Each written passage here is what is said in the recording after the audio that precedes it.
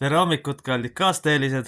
Täna meil tuleb siis poliitika võrdlus 1949. aasta kollektiviseerimisega ja kirjakohaks ma loon Hesekli raamatu 12. peatüki salmik 13-18.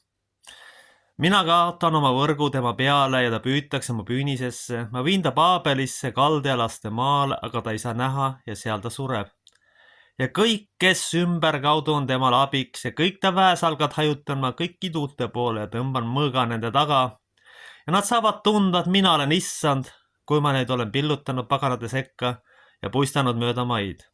Aga ma jätan neist pisut inimesi mõõga nälja ja katku käest alles, et nad jutustaksid paganate seas, kuhu nad tulevad kõigist oma häbitegudest ja nad saavad tunda, et mina olen issand. Ja mulle tuli issanda sõnad ütles, inimese poeg söö oma leiba vabisedes ja too oma jett värisedes murega. Aamen. Tegelikult on see kõik juba juhtunud teises maailmasõjas, kus lahkus enamik sellest keskklassist, mis seda ühiskonna üleval hoidis ja siia jäi väga vähe sellest keskklassi osast.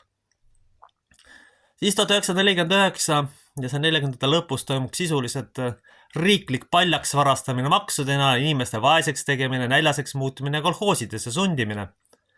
Aga tegelikult toimub praegu täpselt samasugune protsess. Praegu ei ole sõda, aga on kuulutatud peavooluvalt välja sõda oma rahva vastu, tõstes maksusid, aides firmasid ja asju pankrotti. Praegu on siis pankrotti minemas e-piim ehk hävitatakse kohalik piimatööstus. Tegelikult on kogu plaan selline, et rahvas muutus sõltuvaks välismaisest toorainest, nendele hakka igasugust jama sisse söötma, neid nõrgestada ja lõpuks rahvas hävitada. Prohvet Karl Reits on öelnud, et teid kaotatakse, pillutatakse laiali. Ka see etapp on juhtumas, arvestades, et praktiliselt iga teine inimene on läände jooksnud, sellepärast, et koha peal ei ole võimalik elada normaalset ja kvaliteetset elu. Kui ikkagi normaalse elu elamiseks peab mingisugused kraadid omandama, siis ei ole see normaalne. Sellepärast, et 10% on selleks võimelised. Jah, on üksikuid töömehi, üksikuid spetsialiste, kes elavad, aga me ei saa ühiskonda nendele üles ehitada. Sellepärast, et see ei ole võimalik ja me oleme jõudnud sinnamaani, et sisuliselt on häving toimumas. Ma vaatasin siin linna peal üks päev ringi, millised antropoloogilised tüübid on, ütlen kohe ära, et olen aastal 97 sooritanud Ken Kalingule antropoloogia eksami Indiale 5, nii et mul on mingid baasteadmised sellest olemas. Ja tegelikult on slaavi tüüp siin levinud, Eesti tüüpi, pikanäolist väikese silmadega. Olen ma siin oma majas ühte daami kohanud ja see ongi põhimõtteliselt praktiliselt kõik. Rohkem mitte midagi. Järelikult on ugri genofond kadunud ja välja surnud. See hävitati põhimõtteliselt, ma usun, teise maailmasõja küüditamist aeg ära. Kas siis tapeti või põgenes või kadus või mida iganes. Ja me ei tohi unustada seda, et nõukaajal toodi sisse 500 000 inimest, slaavi geenidega või jumal tea mis geenidega. Nüüd toimus Stuubel 2, toodi umbes 300 000 Ukrainast tõenäoliselt, kui me arvestame juurde kõik need tüübid, kes siis lisaks veel ametlikule süsteemide sisse tulid. Kui ikkagi minu kodulinn Valga on sisuliselt muutunud juba venekeelseks, antropoloogilises mõttes siin ei olegi ugrilasi praktiliselt, neid võib-olla paar protsenti olla.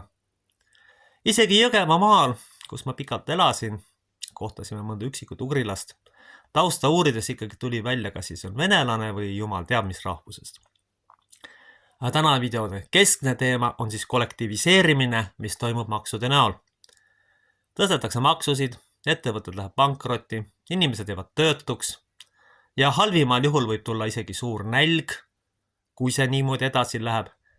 On jah üksikuid märke, et põllumehed ja mõned härrasmehed siin veel on vastu astunud, aga üldiselt suur mass inimesi ei julge vastu astuda. Kardetakse oma asjade pärast, aga ütlen teile, ei saa keegi rajada võimu hirmule, ehk peab rajama kindlale alusele, mitte hirmule.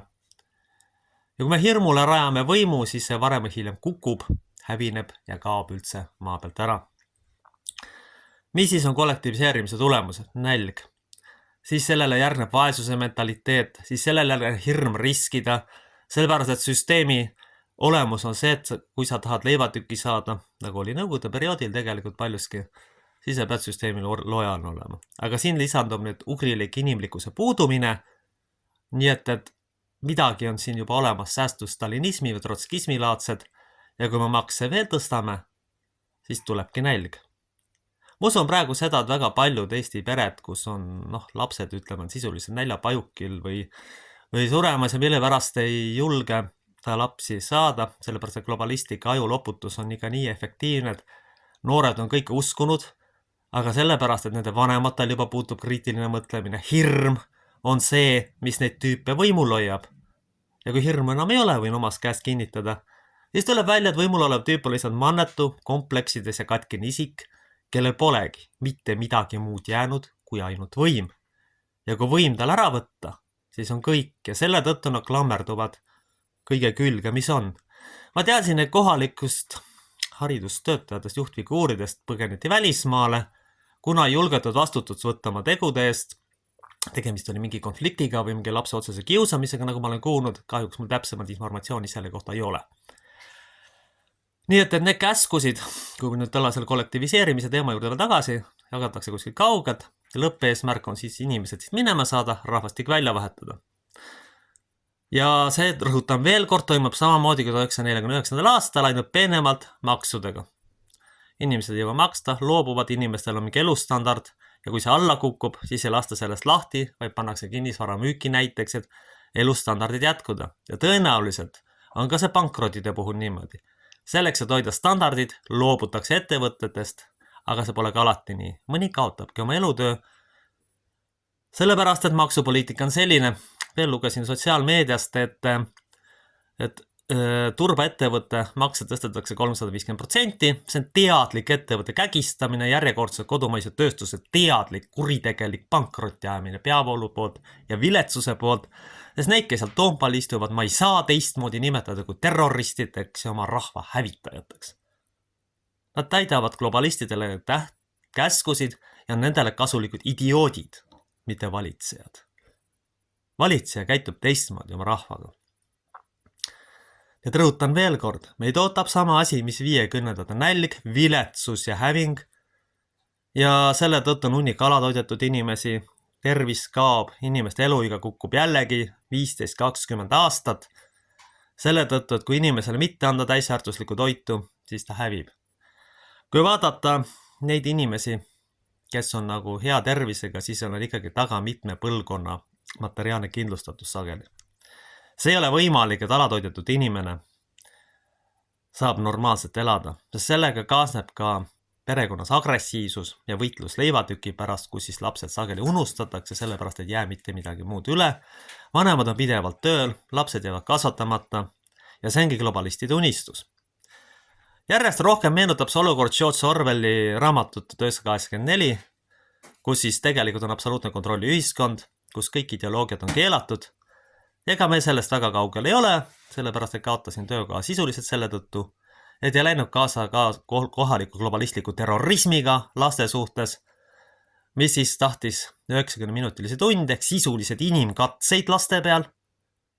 Et ma selle videodes välja ütlesin ja näitasin mõne töötaja tegelikku nägu ja olemust. Sisuliselt ma otsustasin, et minu renomeed ei saa hävitada, mul usalduse kaotust ma jälle määritakse. Ja kuna mu närvisüsteem oli selle lolluse ja rollinihkega juba ülekoormatud, siis ma otsustasin lahkuda tervislikel põhjustel.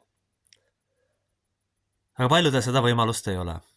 Ja selle tõttu ma ennustan veel kord kollektiviseerimise tulemus, rõhutan, on pikaaegne vaesus, nälg ja hävingala, toitlus, keskklassi kadumine, haritlaskonna kadumine sellisel kujul, vaid võimule jäävad need ja positsioone saavad need, kes on sageli globalistidele kasulikud idioodid.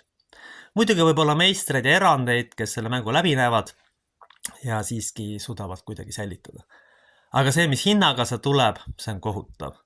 Inimestele jääb ka veel hirm komistada, hirm riskida, aga see on globalistlik, judaistlik, ütleme siis, teema. Ja siin ei olegi jälle oluline rahvus, sest tõenäoliselt on iga rahva hulgas selliseid tüüpe, kes tahavad absoluutselt kontrolli omada. Ja õnnetus on see, et tüübid on lihtsalt võimule saanud ja inimesed ei ole neid juhuslikult ära tundnud. Nii et kui ära ei tunne, siis on olemas katastroofi olukord, milleni me tegelikult oleme jõudmas. Kodumaise tööstuse häving, töötuse tõusmine, ma ei tea, 6-70%. Muidugi statistiliselt seda kindlasti hakatakse varjama, nagu oligi mingi teataval perioodil.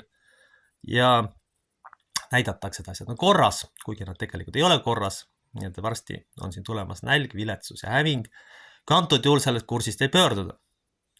Võib veel öelda, et Euroopa Liit hakkab lagunema, aga kohalikud tüübid ei saa sellest aru või taha aru saada või neil on käsk antud rahvastiku väljavahetamine lõpule viia ja sellega siis saab siia slaavi element, aga tegelikult ongi see juba tegelikult juhtunud, sest praegu on jäänud ainult nimed, aga tegelikult genofond on kadunud, ega mullegi otsa vaadatest ei saa mind päris eestlaseks pidada, kui mul nimi justkui oleks seda, aga siis andku issand meile jõudu sellel raskel ajal vastu pidada, aamen.